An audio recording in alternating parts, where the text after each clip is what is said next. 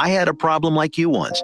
I drank and used to party a little too much till it got out of control and almost ruined my life.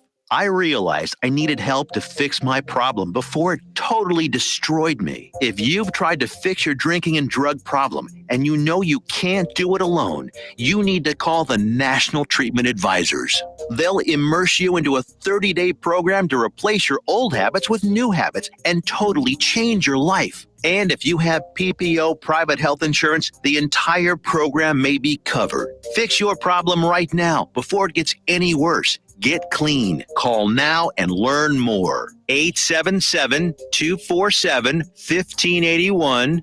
877-247-1581. 877-247-1581. Attention all business owners and creative minds. Do you need a unique and personalized touch for your products?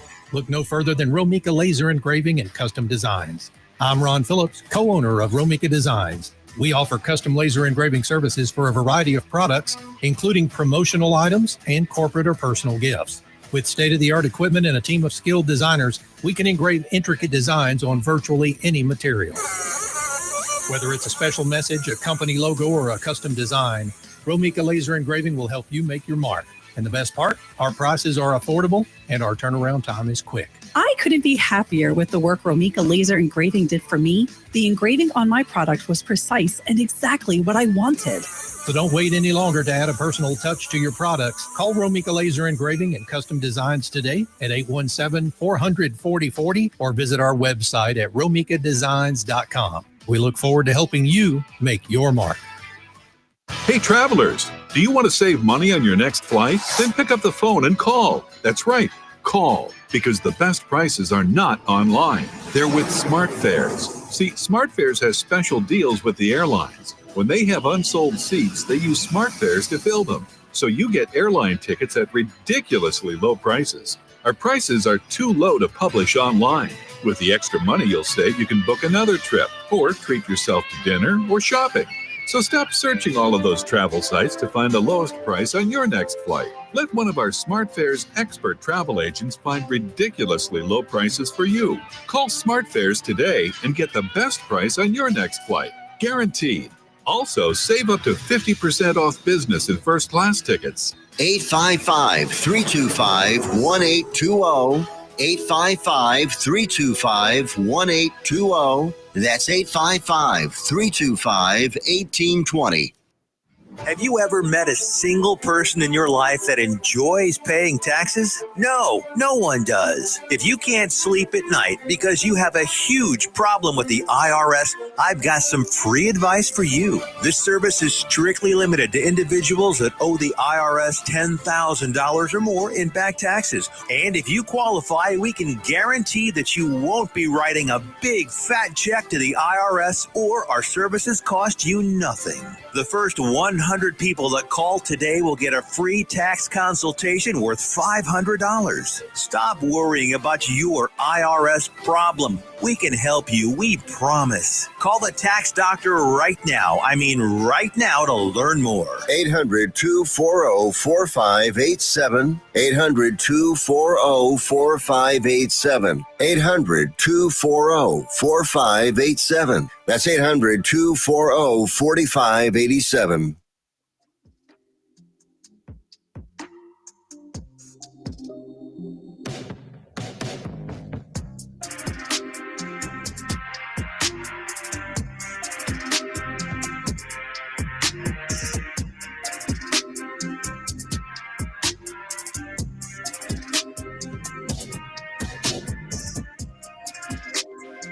What's up? What's up? How's it going, North Texas? How's everybody doing this week? Hopefully everybody has kind of gotten over the events of the weekend. I know my audience is made up of a lot of Cowboys fans, and we had a pretty rough Sunday, right? So I don't know where everybody is right now. I was checking Twitter earlier, and it seems like all stages of grief are being represented. You've got people who are very much still angry. You've got people who are very much in denial. And you've got people who seem to have come to the acceptance stage pretty quickly. in the sense that they're talking like they never expected this team to be that great anyway. Shout out to Ben Larimore, who predicted a 6-11 season, I believe. Um, and then I don't really know what you call the crowd of people who just seems to be, kind of caught up in their own theories and possibly conspiracies. So I'm going to just put this out here off top. There will be no Dak blaming from me today, which is so odd that I'm seeing that from people. There will also not be much individual blaming in the sense that, while I will acknowledge certain aspects of players' performance, you're not going to see me spend like 10 minutes talking about Trayvon Diggs or anyone like that. Now, I will spend maybe not even a minute, but a few seconds on a player that I mentioned last week, who's somebody already asked me about. I already got messages about this, so I know. Last week, I said, that a particular player was quickly becoming one of my favorites. And that was one Mr. Malik Hooker. And he didn't do so well this weekend. So I'm going to say two things on that. One, um, it was one game. It was one game. Also, two, when it comes to situations like his, and I haven't had the chance to talk to him about this. I haven't seen anyone else interview him. But here's what I was thinking during the game as I was watching it. I was like, I wonder if he got so used to putting out fires on the field that now it's gotten to a point where he's doing it in overdrive, playing a little bit of hero ball, and not really doing what he's supposed to do in terms of doing his job. Because that's the other extreme of being a player like that. You go from what he was doing against the Eagles, where he was playing a role where he was very much needed. Like I said, had it not been for him, there were a lot of times where Saquon Barkley would not have been stopped. He had to come in and make that hit and change his trajectory so someone else could get that tackle, right? But, and this is something I've even seen in my own sport with my own teammates, when a player gets used to that being their role, it kind of turns into their identity. They take it too far, and it goes from them doing their job plus some to them not doing their job because they're constantly on the lookout for fires that they need to put out. So that said, I haven't watched a ton of film, so I'm not going to go too deep into what I saw from Malik Hooker because I like to at least watch before I start giving like long drawn out opinions. Shout out to the people who have watched film and put out some amazing content if you do want to look into some of the X's and O's of what the team did on Sunday. But we're going to talk about the more overarching implications for what this means for the rest of the season. Because long story short, it doesn't look good. It doesn't look good. And even if you're not a film watcher at all, if you don't like watching the highlights, if you don't like watching shows like NFL Matchup, if you don't like getting into the X's and O's, if you know the basic principles of football, you know that things are not looking good right now. So if you are one of those Cowboys fans who just wants to vent in the chat today, you just want to share your opinion. I already see someone said, girl, we sad. I feel you. If you're one of those people, feel free to go off in the chat. We're going to talk about it, especially in this first half of the show. Now, we've got some other things to talk about in the second half, but for the first half, feel free to share your thoughts. I want to pull up some sound bites from some of the stuff that Coach Schottenheimer said after the game. Really yesterday. I did watch his press conference right after the game, but yesterday he said some things that I want us to talk about. So I'm going to go over that, and we're going to talk a little bit about the overall implications of what the trajectory of the team is right now at this point in the season. So it's just me who said, girl, we sad. So you're one of the people who's still in the sad category. And I don't blame you. So I was in a Twitter space right after the game where I think it was Jay Tuck who was like, why are people frustrated? And unfortunately, I had to log off shortly after he started his talk on that, and I never went back to listen to the rest of it. But I'm going to say the reason why we're frustrated is because I think fans were at least set up to believe that there was some plan for how the season was going to go, despite the questionable decisions that were being made, right? So I'm not mad at anybody who's frustrated. I don't think that they're being unreasonable. I think there are a few ways that you could look at this season, at this team going into this season, right? And like anything, whenever you try to make a prediction, some people are going to be right, some people are going to be wrong. And it's almost starting to feel like this is a team that needs to rebuild. You know what I'm saying? It just has that vibe to it. But It's like, okay, if that's what it is, and just say that. The bites of the coach and the star quarterback talking about going to a Super Bowl, if you're still not really sure what your identity is, especially on the defensive side of the ball, you know what I'm saying? And so I think fans are feeling a little bit confused, a little bit I don't want to say taken advantage of or lied to, but it's kind of got that same feeling of when you are taken advantage of or lied to. You know, it kind of feels like fans were sold a dream a little bit when it comes to what they were set up to expect from the Dallas Cowboys this season. JV says, I had invested heavily in the over for the Cowboys record. Ooh, well, like Schottenheimer said, there's still a lot of football left to be played this season, JV. So I hope it's nothing that you can't bounce back from. I'm a proponent of gambling responsibly. So I would say that not only for JV, but for anybody on anything that you are putting money on. You know, hopefully it's nothing that you can't bounce back from. Remember that gambling is a hobby. Hopefully we're not turning it into like an occupation. Marcus McFarland, what's up? Good to see you in the chat. Is chiming in and said, Dak is not the problem. This defense is hurting this team bad. Agreed. So let's talk about what's going on with the defense. I had kind of hoped that by the time I got ready to go live today that we'd have some sound bites from Matt Eberflus. They seem to be doing the schedule with the coordinators and them doing their press conferences a little bit differently than they have in the past, which is fine. But what it does mean is that we have not heard directly from Matt Eberflus or what he has to say about that situation. Now, real quick, anybody who knows me, anybody who follows me, you know that I am also a Caleb Williams fan. And that is the one thing that at least I didn't talk about last week, is the fact that while everybody was talking about this being a revenge game for Matt Eberflus, it was also somewhat of a revenge game for Caleb Williams, just because he had a lot to prove in terms of what he's capable of.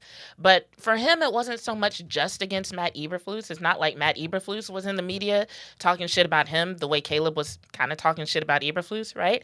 But he did have some things to prove, you know?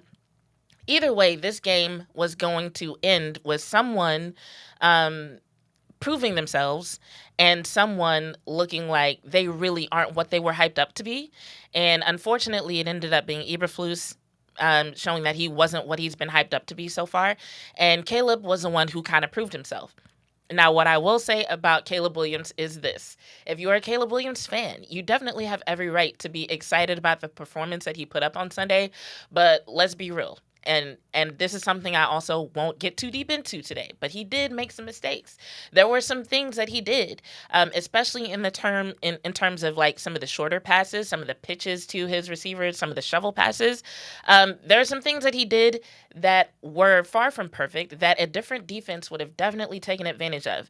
The one particular play that a lot of people have been talking about with the 65-yard touchdown, that's something I saw him do in college. I remember it because it would frustrate the crap out of me because I would watch Caleb's college games and he would hardly be on the field because he would literally come off the bench, go on the field, chuck it 75 yards, get a touchdown, and then go sit down again, and then his defense was back on the field. And I'm like, yo, I'm watching this game to see you. What are you doing? Right? So that was literally the type of shit that he would do in college. That was nothing new.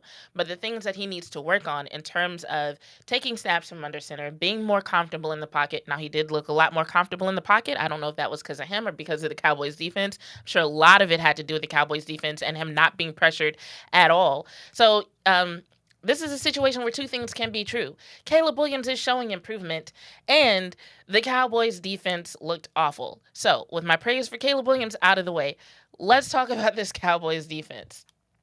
And Me says, to be clear, I'm sad about injuries. We'll talk about that too. But yes, let's talk about this Cowboys defense, because here's a situation where for the longest time, people have wanted the Cowboys to get better at stopping the run.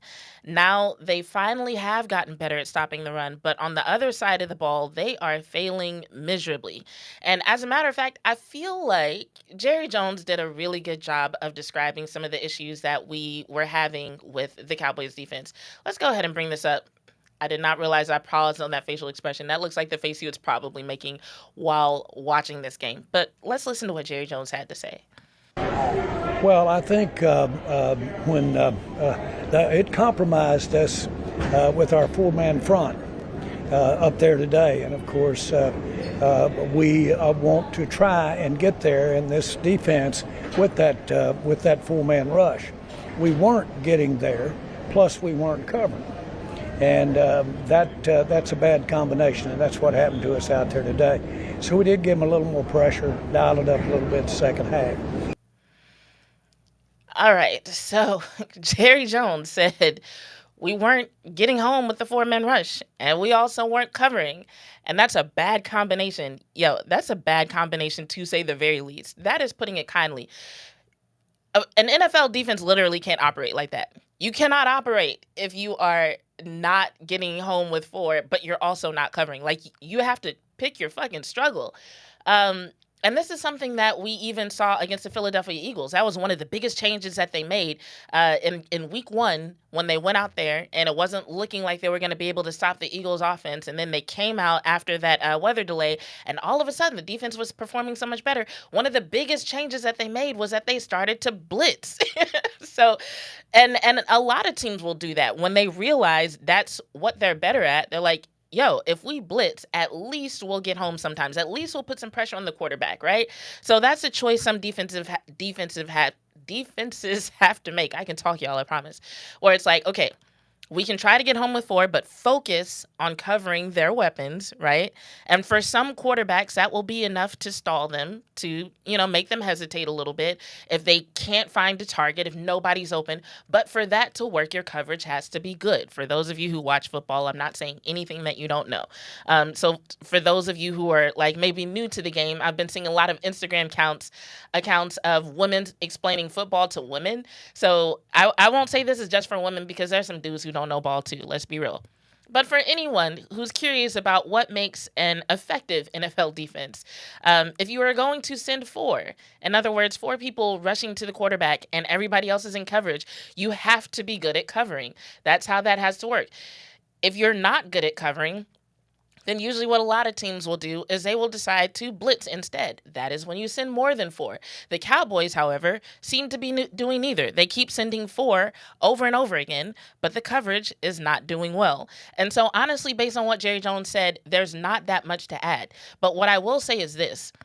That observation right there is what's got a lot of fans feeling very pessimistic, because it's not one thing that you can point to. I think in a lot of situations that Cowboys fans are used to debating over, right, there's something to talk about. There's like when it was the offense that was having issues and CeeDee Lamb needed a number 2 wide receiver, right, because there was way too much attention on him and it was making the offense incredibly inefficient, right? It was very easy to see, hey, a number 2 wide receiver would really help this situation. When the Cowboys defense just had the issue of, hey, we need to do better against the run. It was like, all right, that was easy to see, right? But now the Cowboys are doing pretty decently against the run. If we look at the box score from Sunday, that was one area where they weren't having a lot of trouble. The Bears did get a couple of one-offs in terms of long runs, but for the most part, their running backs are being held to under 3 yards per carry. That's definitely something you want to see from your defense. But their pass rush and their coverage simply weren't there. And I think a lot of people are looking at this defense like, okay, so what's the answer? Like, the scheme doesn't seem to fit the personnel here. So, like, is there time to change the entire scheme? Is there the opportunity or the option to change the personnel? Is there something in between that we can do? If they blitz more, will that be the answer? A lot of people are looking at this like, we don't even know what to advocate for. It just feels kind of hopeless because, like, what option do you put your hope in? You can't really say, like, I hope the coaches start doing blank and then they'll be better. It's just really kind of like, oh, this is really sad to watch. This is really unfortunate to watch. And Marcus says, let's see. What I don't get is why they look so confused. I learned coverage defense in high school, and this is a simple scheme. Marcus, on that note, you are correct. It is a very simple scheme.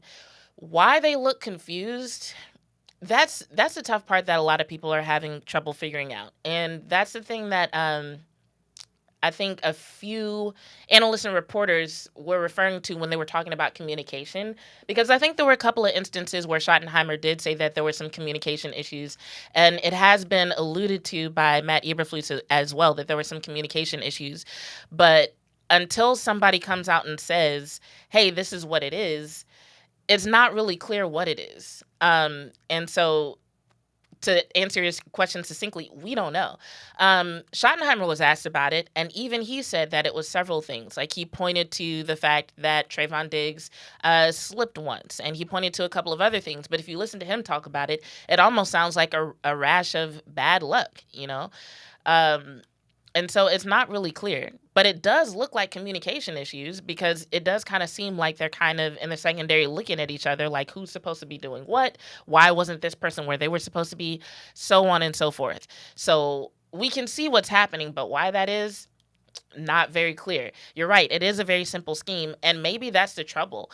Maybe the fact that it's so simple and you've got a couple of guys either playing hero ball or just not playing their role correctly, to where anytime there's a slip up, somebody is looking at somebody else like, yo, this is simple. Like, why were you over there, or why weren't you over there? You know, I don't know. It's kind of odd.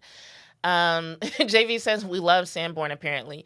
Not many questions have been asked about that either. It'll be interesting to see, because while he wasn't specific, Schottenheimer did say that there might be some personnel changes for this upcoming week. Sanborn might be one of them, because it's one of those things where you've got so many people looking at an issue dead in the face. You got to think that there's going to be some adjustment there. Now, the question that a lot of people want answered is, what's the deal with not playing Maris? You know, Maris hasn't been shown to like cause problems. He's actually been a really good player. He's actually been a really smart player. He's actually been good at communicating. So the question is, like, why is he not being given more opportunities? And that's a question I'd like to have answered as well. I hope when Matt Eberflus finally does do his press conference that he's asked about that and can explain what exactly is going on there. Because it's like, at first I thought I was tripping because I'm a Maris Lufau fan. I really am. And so I'm like, okay, maybe it's just me. Maybe it's, me getting in my fangirl bag and feeling like he should have more snaps when, actually what they're doing makes sense. But then when I start seeing other people who have like looked at the film more than I have, and they've done a little bit more analysis than I have, and they know these players a little bit more, and even they're like, yeah, Maris Lufau needs to be playing. I'm like, okay, so it's not just me. I think I even saw Stargazer, who I've said before, she's brilliant, definitely a good Twitter follow. Even she said something, and it was like #FreeMaris. So I'm like, yeah, I'm definitely not the only person seeing it. But I couldn't tell you what's up with that. Let's see. JV said, coming up against the GB Slackers. They're called the Slackers. They're doing pretty good. Well, they didn't do that good this past Sunday. They were Slackers this past Sunday, JV. I'll give you that. Every single draft pick of the Cowboys in 2025 will not be playing. Dang. I didn't even think about that. That's wild. If you said, we love James Houston getting less than 7 plays per game. Oh, Lord. Maybe talking about the defense was a bad idea, because y'all are bringing up some stuff that I have no answers for. I have no comments for it, and I don't even know how to explain. But I know enough to know that that's sarcasm. But once again, couldn't tell you why. JV clearly has qualms with the personnel. I can tell from the chat, and I don't blame you at all. Trix, good to see you. What's up? Hold on, let me pull up your comment. No, get off the screen. Trix says, even though we have no other corners right now, sit Diggs till he's healthy. Not a bad idea if that's his issue. I can't really tell what the issue is with Diggs, because, I mean, when Schottenheimer referenced him slipping on that one play that he just, got burned on, he wasn't wrong. But he does seem to be slower than people remember him being. It seems to be taking longer for him to get out of his back pedal, which is part of the issue that he seems to be having. And so it's like, yo, is this a health issue? Is he not totally healed? Because I won't even say it's Cowboys players. NFL players in general do tend to have an issue with coming back early and not really being 100% when they come back, and they look like shit. Honestly, they'll come back and they'll be like, yeah, I'm ready to go. And it's like, no, you're not. You look like shit. Like, why did you do this? Like, it's not worth having a quote unquote star player on the field if you're going to play like you should still be on the bench, honestly. But speaking of injuries, in case you haven't heard, in case you are living under a rock and also weren't watching the game yourself on Sunday, CeeDee Lamb is injured, and it sounds like he's going to be out for 4 to 6 weeks. Schottenheimer didn't confirm that in his press conference yesterday, but it was reported that he experienced a high ankle sprain, and they're expecting him to be out for 4 weeks minimum. That's the minimum. 6 weeks is an expectation for him to heal, and then after that, it really just comes down to what he's able to do in terms of rehab, because a lot of the issue with injuries like that is like, okay, when can you actually put pressure on the ankle? When can you actually cut and change direction the way that you used to? And if you saw CeeDee Lamb whenever he tried to go back in the game, you know that's definitely a big part of the issue. Dude ran all the way down the field and was still fast. But when he went to cut and change direction, that's when you could tell he was uncomfortable. He was in pain. And so that's going to be the thing for him, is like, when is he going to get that movement back? Now, in the meantime, they're going to have to rely on George Pickens. And I think that's another reason why fans are not really looking forward to the next 4 to 6 weeks of Cowboys football. Because one, historically, without CeeDee Lamb, the Cowboys offense has not done that well. He takes the majority of the snap. He's a majority of the production. People were expecting that to change a little bit with George Pickens on the field, but their offense has looked good so far with both him and George Pickens on the field. Now, granted, on Sunday, once CD left the game, we don't know if they actually had a plan in place for only having one of them on the field. So although the offense didn't look great, it could be because they were kind of thrown into the fire in a situation that they didn't expect to be in. However, something else that I think bothers Cowboys fans is that George Pickens hasn't really proven himself yet to be the type of wide receiver that can carry the offense the way that CeeDee Lamb did. Now, it's only 3 weeks into the season, so of course he hasn't had many opportunities to prove himself in that way. But, dropping such an important pass the way he did and then going on the sideline and kind of throwing a tantrum did not really inspire confidence. Now, Schottenheimer was asked about that, and what Schottenheimer said was that he cares. He said that Pickens acting like that was a sign that he cares. And it's like, okay, it's cool to care, but, he's got to also learn how to keep his composure if he's going to be not only wide receiver one, but the only, main target out there who's probably going to have like multiple eyes, multiple bodies on him in terms of coverage. But before we end up going into the break, I want to bring up one soundbite by Brian Schottenheimer that we'll talk about for the rest of this segment and maybe into the second segment. And so this was one of the ones that I found significant from his press conference on yesterday. At the end of the day, that's not good enough, man. And so had good meetings. We've talked through things. We're changing up things. Not going to get into what those things are to improve it and make it better, from the way we meet, from the way we're game planning, all that stuff. But the players are not the only ones that have to be better. I have to be better. Flus has to be better. Clayton has to be better. Nick has to be better for us to go where we want to go. But that being said, we're 3 games into the season, and there's a lot of football left to be played. All right, so the reason why I like that quote is because while he wasn't specific, he did acknowledge that there are a lot of things that have to be changed. Now, I know a lot of people are going to be like, well, he's just talking, yada, yada, yada. We have to see it. No one should expect him to go into a press conference and say what he's going to change in terms of personnel. However, he's at least acknowledging that it is something that has to happen and that everyone has to do better. And in terms of going into week 4 and what we would expect to hear from a coach in his position, 1 and 2, going up against an opponent who just acquired one of their players who knows the team very well, that's pretty much all I would expect him to say. And so what I'll say is this. While there's not a lot of specific things that Cowboys fans can point to in terms of what we can hang our hats on in order to give us a little hope for the next game, I will say that it's not like there's not a situation that we could imagine. There's not that thing that we can point to and say like, okay, if they make this change, if they make that change, it'll solve everything.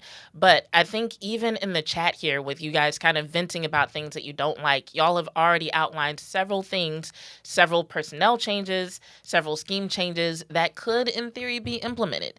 Now, we'll talk a little bit more later, if not in this episode, definitely sometime this week. Make sure that you have those notifications turned on about what some of those things would look like. But I do agree with Schottenheimer in the sense that there's a lot of football left to be played. There's a lot longer to go in this season, and I do definitely think that it's too early to give up on the team. And JV, real quick, to answer your question about can Hunter Lipke touch the ball, since we're going into the break, I want you to tell me this in the chat. I actually like what I've been seeing from him in terms of like the split action, and I like the fact that they're using him that way. Have you been paying attention to that, and what are your thoughts on that? JV said, I'm fine with firing a coordinator. Goodness. After 3 weeks, dude, you want to fire a coordinator? All right, we will talk about that and more when we come back from the break. We got to pay a few bills, and then we'll come back, address these questions, and do a little bit of read and react.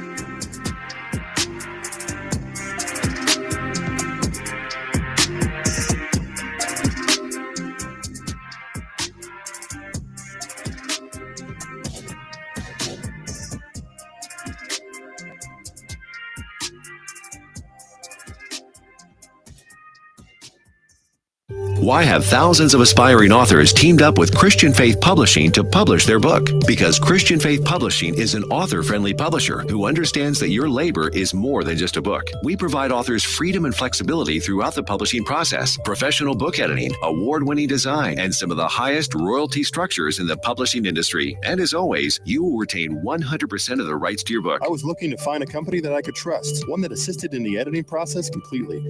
The most important qualities that I was looking for was a publisher who was honest and upfront, no hidden costs or fees, and owning the rights to my own work. Christian Faith Publishing will publish, market, and sell your books in all major bookstores, online booksellers, as well as specialty Christian bookstores. Call for your free author submission kit.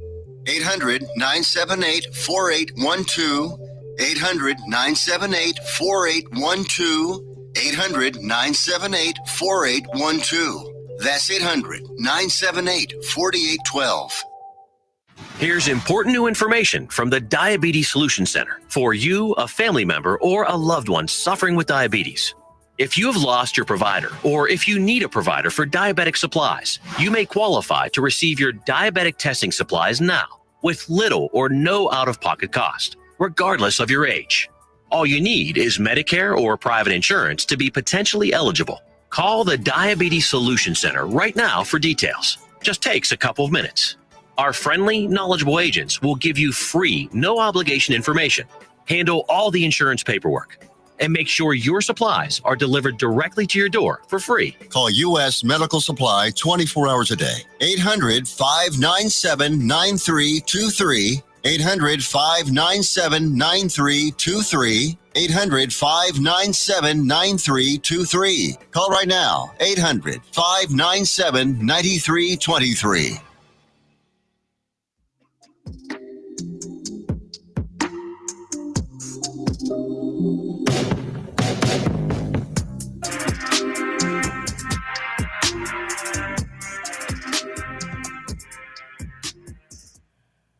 What up, what up? How y'all doing? All right, we are back. There we go. We are back for the second half of Bitches Love Sports on NTX Radio. Make sure y'all hit the like button, say hi in the chat, and contribute to the conversation. So before I get into the read and react, I'm going to respond to a couple of the things that we mentioned going into the break of the first segment. So one, I kind of got distracted while I was talking about CeeDee Lamb. So I just want to say, I know there's been a little bit of a, I don't know if we want to call it a debate about how CeeDee Lamb got hurt on that run play.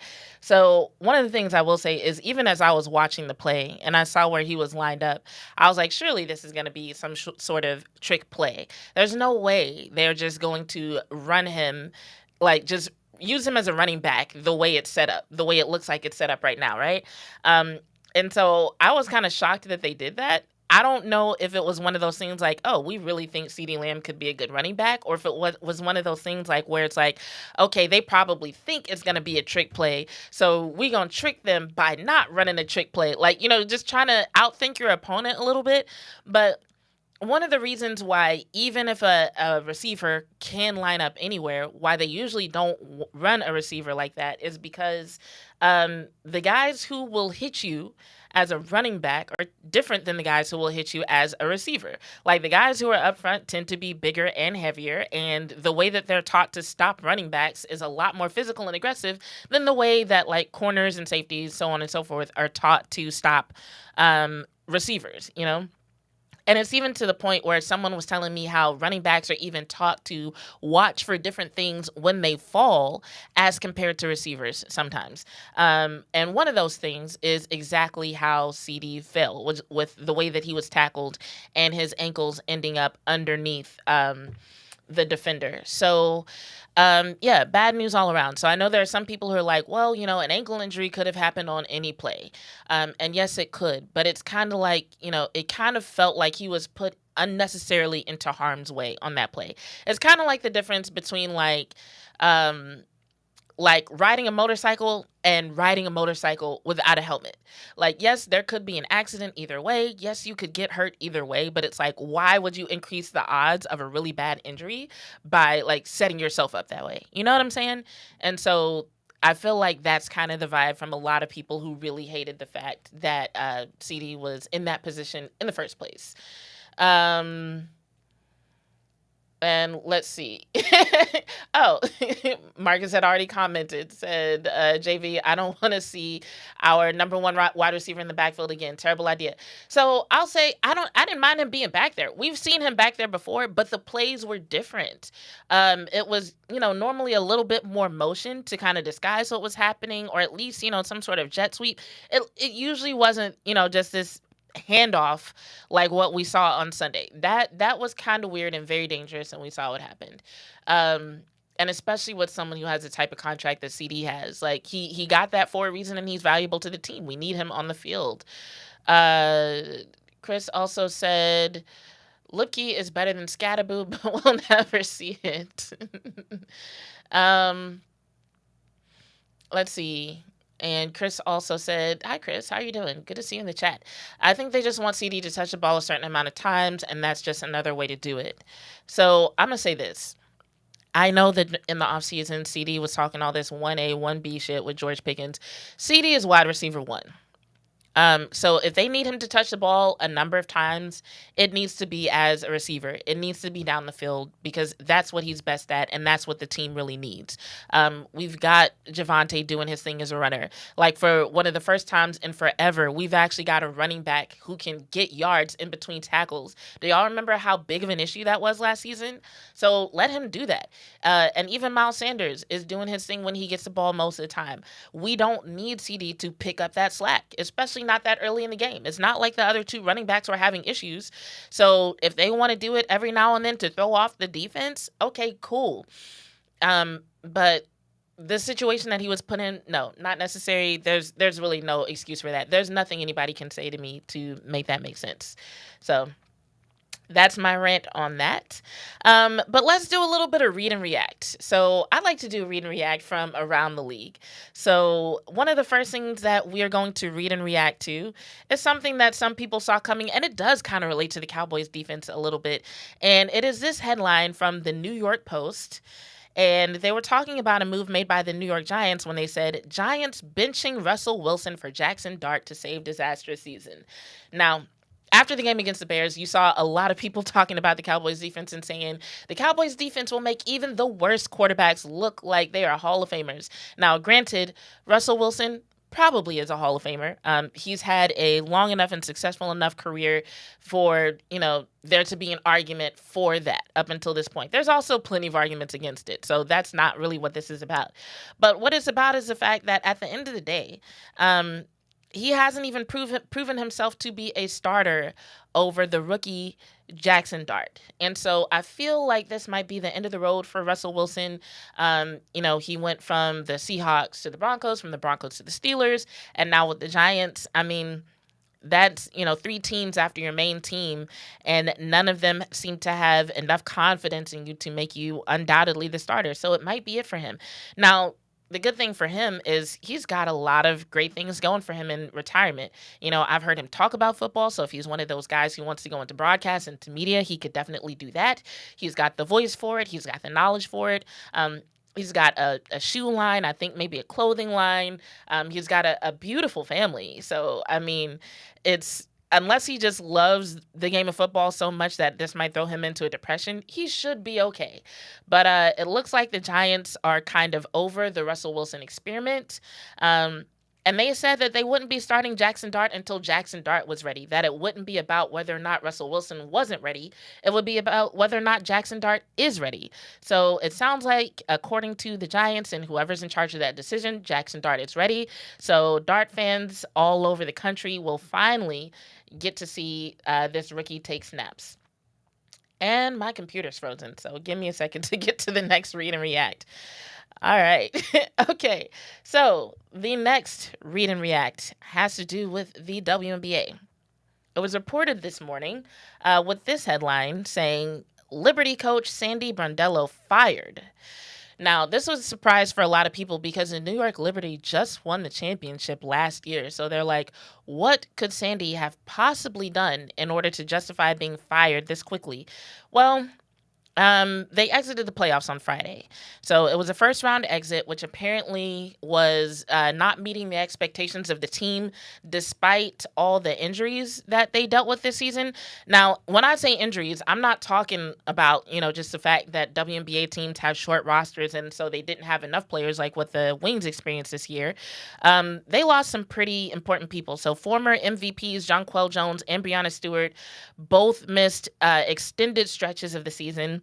They also didn't have their starting wing, Betnijah Laney Hamilton, for a good portion of the season. So, I mean, when it comes to the idea that they quote-unquote underperformed, a lot of people weren't really surprised that they ended up finishing with a number 5 seed.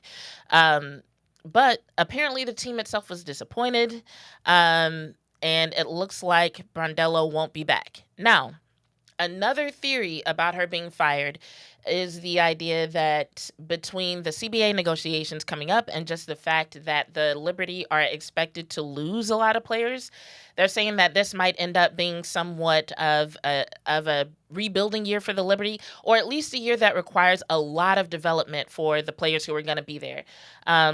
And there were just questions about whether or not Brondello was the type of coach who would be good for developing players or who was even interested in developing players, right? So that's the thing with that situation. So surprising for a lot of people, but when you start looking at the details, it's kind of like, this might be what's best for the team moving forward. And as far as whether or not it turns out to be a smart move, we'll just have to see. So, yeah. What are you saying, JV? JV said... Hold on. Russell Wilson passed for 460,927 yards week 2 against the Cowboys. Oh, Lord, it felt that way. That's one thing. I'm going to say this. I'm going to get back to read and react. That is one thing that I'm definitely concerned about when it comes to the Cowboys in week 4. It's the fact that if there's anything any NFL team can see, it's that the Cowboys are susceptible to the deep ball. Like Schottenheimer said something in his interview about, we're not just giving up the 16-yard plays because according to NFL stats, what they define as an explosive play is a 12-yard run or a passing play of at least 16 yards. And he's like, we're not giving up 16, 17, and 18-yard plays. We're giving up 30, 35, 45. And I was like, 65? 65? Yeah, y'all giving up 65-yard plays? And so that's something that Jordan Love is definitely capable of. And so I'm like, is that something the defense can fix in a week? I don't know. According to Schottenheimer, they've been working on it since they were preparing for the Giants and Russell Wilson. And they don't seem to have really mastered that. So we shall see. But I know if I was the Packers, I would definitely be preparing Jordan Love to chuck that thing down the field a few times on Sunday night. So, JV said, what other New York team won anything lately? None that I know of. The Liberty is the best team in New York. Their WNBA team is the best team, and they have the best mascot. If y'all have not looked up videos of Ellie the Elephant, y'all are missing out. So, Now, for the final read and react, this is another NFL headline, and it's one that y'all might be familiar with if you're one of those people who kind of watches football all day on Sundays. And so it was this headline from Sports Illustrated. It says, Puka Nacua questions controversial taunting penalty for flexing after the catch. Now, the way they've been calling these taunting penalties, these unsportsmanlike penalties, it's been bothering the hell out of me all season, y'all. And so that's why I really wanted to read and react to this headline, because I was not watching this game. I was listening to it. And I had to go back and watch this particular play just to see what the celebration was, because as I was listening, even the announcers were like, we don't know about this call. And I watched it, and it was literally just this dude flexing. Like, just flexing, celebrating after a good play.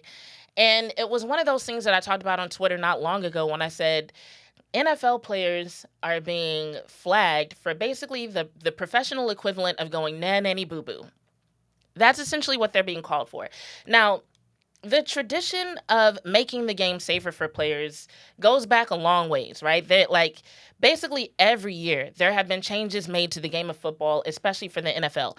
But the game of football itself actually predates the NFL. This is a very, very old sport, y'all, that goes back to the 1800s. But back then, when they were making rule changes, people were actually dying on the field. Yes, like literally dying on the field. In 1897, there was a Georgia player that died in a game against Virginia back when it was just a college sport. And so the game was actually banned from college campuses for a while, where it was just not allowed to be played because players were getting hurt. And this wasn't the first instance where someone died. This was just kind of the catalyst that made people be like, okay, maybe we just shouldn't play this game. It's way too dangerous. But then what happened was they were like, oh, well, we can make some changes to it and maybe people won't die, you know? So in 1905, the game had already come back. But that year, depending on what report you look at, somewhere between 19 and 25 college students died that year playing football. But they were like, nah, we're not going to cancel the game again. We're going to keep going. We're going to keep trying to make it safer, right? And so fast forward to 1909, they got that number down to 11.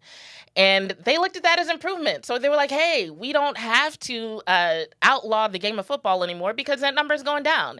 Like a few years ago, like 25 people died. And this year it was only 11. We're doing great, right?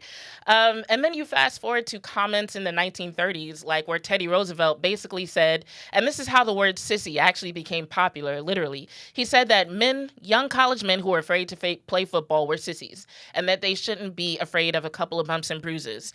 And people were like, maybe they aren't afraid of bumps and bruises. Maybe they're afraid to, die, because that seems to be happening in this sport. But anyway, over time, Walter Camp, who's the father of modern American football, he implemented the down system. And so that's probably one of the most popular rule changes that still exists in the game today. The down system that a lot of people appreciate actually came from them trying to make the game safe enough to where people wouldn't die. Because, like, imagine you go to a college football game, maybe your alma mater, maybe you've already graduated, and you see your team fighting hard. The ball hits the ground, they're fighting over it, they're in the scrum, and then everybody backs away, and it's just a body.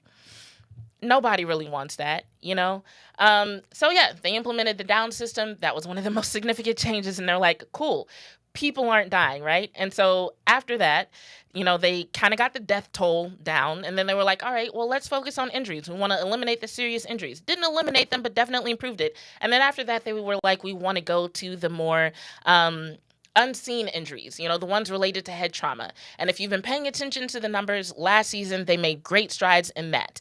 And so it looks like now they've gone from deaths to injuries to unseen injuries to now they literally want to protect players' feelings, their actual feelings. So instead of just worrying about like whether or not their brain might be impacted, it's like their mental. Like the refs are basically being taught to call games like they're on a preschool playground or something. It's like literally the same thing. It's like, it's almost like they brought the refs into a room and they were like, hey, this is just like preschool, but instead of putting a kid in timeout or sitting them on a red square, just throw a flag instead, right? That's kind of what it feels like. Now, when they first talked about implementing these new rules and this emphasis on unsportsmanlike conduct, what they had actually talked about was things like lewd gestures, violent gestures, or imitating certain acts, right? That's what Troy Vincent was referring to whenever he said this quote. And this was it was actually back in late August when Troy Vincent said this. He said, "There's no place in the game to be standing over your opponent. There's no place in the game to have violent gestures. That's not the game of football. We just have to play by the rules, respect your opponent, respect your teammates, and play the game in between the whistles."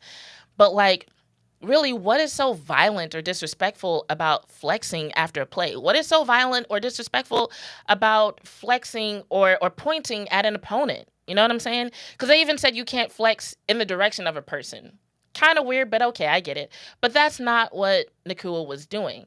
And when it comes to, lewd gestures or sexual gestures, I'm like, everybody likes a good pair of biceps, but like, if you're looking at that and thinking that's lewd, maybe you should watch something else. And even CeeDee Lamb, who was voted on several websites as one of the quote unquote hottest players in the NFL, is not hot enough to make pointing at an opponent look sexual. That's something that he was called on in terms of penalties in week, 2 or 3? But my biggest question about this emphasis on, JV says my video is frozen. Can you still hear me though? Can you still hear me? Let me know if you can still hear me. But my biggest question when it comes to these unsportsmanlike penalties is, who is this for? Like, who is this really for? Who is this benefiting? Because it's like, I'm hard pressed to believe that NFL players are so soft that flexing after a big play or pointing at them or staring at them for too long is offensive enough to warrant a penalty, hurts their feelings enough to warrant a penalty. You know what I'm saying? And even if you want to say like, okay, well, kids are watching. We have to think about the message being sent to the kids. Like, do we really want to send the message to kids that even when you're playing a contact sport, a combat sport, that even when you're in the heat of competition, everyone should be nice to you? And if they're not nice to you and they do something that hurts your feelings, they should be punished in a way that could possibly impact the outcome of the game? Is that really the message that we want to send kids? And if we're talking about the quote unquote broader appeal of the game, because while this hasn't been stated by the NFL, I'm convinced that this has to do with cross-cultural appeal while the NFL is trying to expand internationally, right? Do we really want to make changes like this in order to make the game appeal to people who would be offended by things like flexing and pointing? Because let's be real, if someone is so soft, if they're so weak that they are so offended by a player flexing that they are this turned off by it, will they actually enjoy the game of football anyway? Like, and I mean, think about it. Like, for your current audience, for your current fans, what you're basically saying is that we care so much about appealing to new people, even though we are the biggest sport in the world. And even though we got that way by being different than other sports, what we like to do is backtrack that and actually appeal to more people, even if it means ruining the integrity of the game. And I say that because, like, 15 yards is kind of a big fucking deal in football. You know what I'm saying? And so it's like, what you're saying is that something like flexing in the wrong direction, staring at an opponent for too long, pointing in the wrong direction, is enough to impact the game by a whole 15 yards? Are we serious? So, I mean, honestly, to me, none of these explanations make sense. And y'all can tell me in the chat, or if you're watching after the fact, you can tell me in the comments if you feel differently about it. I just don't understand who they're doing this for.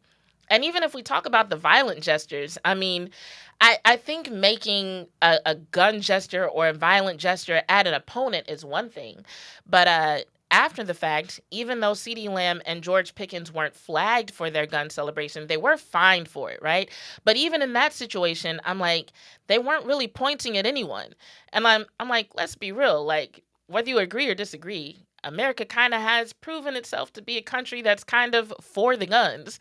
So, like, you could almost consider it a patriotic gesture when you think about it.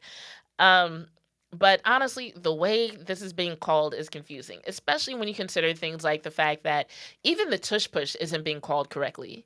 Like, referees had to be told to call the tush push tight. And it's not even that it's being called tight. What it is that they're being told to call it correctly. And in order to do that, all they have to do is actually apply the rules of football. If they just remember what the hell a neutral zone actually is and who can be lined up there and what position they can be in, when you look at the tush push and see that people aren't that way, just call the game correctly. That's all they have to do. Referees had to be reminded to do that. But when it comes to these small gestures, these minuscule gestures, it's like they have to be reminded to make those calls. It's really weird. It's really odd.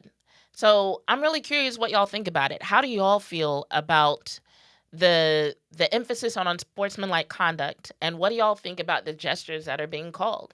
JV says, sounds like Jerry Jones' train of thought, worried about everything but the fans.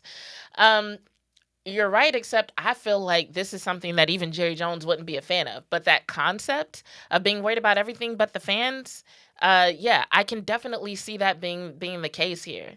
And JV said they fined them. Yeah, they did. As a matter of fact, let me look it up. Because I know George Pickens got fined twice for something. Let's see. We'll look up NFL fines. Let me see if it comes up. So we'll go to, and I use spotrac.com for this, for anybody who wants to look it up for themselves. But if we go to 2025 Dallas Cowboys and seeing who was most recently fined, I know it was at least like $14,000, and I don't know why it is taking so long to come up. Let me just see if I can Google it. CeeDee Lamb fine. All right. Yes. September 2025, CeeDee Lamb was fined $14,491 for a violent gesture celebration with George Pickens, along with $11,593 fine for taunting on a separate play. So CeeDee Lamb was fined over $25,000 for taunting in a game he barely played in, because that's how sensitive that they're being about these fines and these penalties. So even when a player isn't penalized for something during a game, they can be fined for it after the fact. And so, no, it was CeeDee Lamb who's been fined multiple times, not GP. GP was only fined once, because that celebration that they did with the gun gestures, they did that together. But that's kind of my point. They weren't pointing at anyone. And we're talking about a country where it's just like the NFL itself, not even talking about the whole country. The NFL is quiet when it comes to issues of actual gun violence. So when it comes to actual guns and actual gun violence, the NFL says nothing. But when it comes to players making gun gestures, it's like, oh, we're going to fine you $25,000. Does the money at least go to like help victims of gun violence or anything like that? I don't know. It's just weird to like be in a society where people are like, oh, yeah, we love guns. We're not going to do anything about guns no matter what happens. But don't you dare make a gesture during America's favorite pastime. Like, don't do that. It's so weird. It's so weird. But yeah, they were fined for that. And that's kind of my point. So even though I read the headline about Puka Nacua, like I could have just as easily read a headline about CeeDee Lamb. I just don't know if anybody's reported on it. Have they? Yeah, NBC Sports reported on it. They reported on it. So that's another headline to go with the topic that we're talking about. But like I was saying, I just don't understand who they're doing this for, because I don't know a single fan who likes it. The players don't like it. I'm sure the coaches are annoyed by it. As a matter of fact, there were coaches complaining about it on Sunday because of the way that players are being penalized and how it seems like one player can do something, another player can do the exact same thing, and they kind of pick and choose when they call it, or these technicalities that make it go from a benign celebration to taunting. It's just weird. So I think the NFL either needs to be honest about what they're trying to do and find a more sensible way to go about it, or just let this one go, because like they've done good in terms of their track record. Players were dying and they kept the sport going. Players were getting hurt and they kept the sport going. Players were dealing with head trauma and they kept the sport going. We can't protect players' feelings, at least not like this. Not when you're actually impacting the game just because a player pointed at another player. It's ridiculous and they need to get over it. Anyway, tomorrow night or sometime this week, we will talk about Cowboys going up against the Packers. And the next time I am here in this studio, we'll be talking about how the Cowboys ultimately did against the Packers. So until then, this has been another episode of Bitches Love Sports. Clement, I'm going to read your comment after the fact and reply. But thanks for joining me. I appreciate y'all. This has been another episode of Bitches Love Sports. I'm your host, Jazz Monet, and I'm out.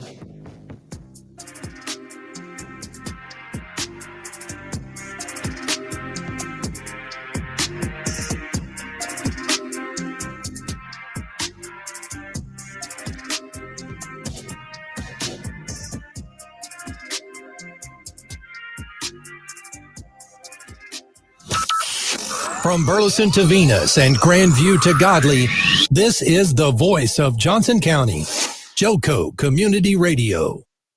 Let's be honest, wheelchairs are heavy, bulky, and ugly. If you carry a wheelchair in your car to take care of a loved one, you know how hard it is getting that clunky, old-style wheelchair in and out of your car. Introducing the Feather Chair Wheelchair. At 13 pounds, it's the world's lightest wheelchair. It folds in seconds and fits neatly in your trunk, backseat, or closet, so you can take it everywhere. And it's only available right here. Order yours today and get a free wheelchair case, a $50 value, yours free. The Feather Chair. The world's lightest wheelchair is just $4.99 with easy payments as low as $16 a month. Sorry, no Medicare or insurance accepted. So call right now to order yours. 800